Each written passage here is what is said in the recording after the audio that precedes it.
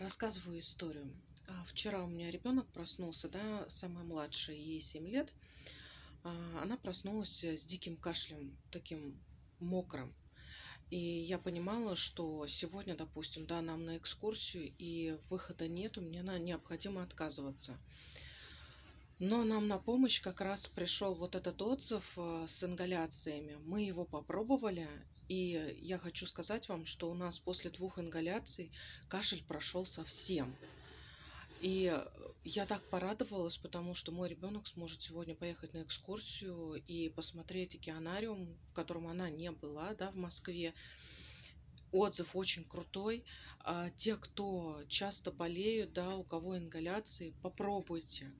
Попробуйте заменить, допустим, как я раньше использовала наш популярный амбробена, да, для ингаляций. Сейчас, вот на данный момент вчера, да, я попробовала по-новому сделать ингаляцию, и это привело просто к нереальным результатам. Такого результата я не ожидала и понимаю, что зря, что я раньше вообще даже не узнала об этом. В общем, нашли мы отзыв, наливаем физраствор, наливаем наш ЭПАМ, капельки, да, и все вместе подключаем и делаем ингаляцию.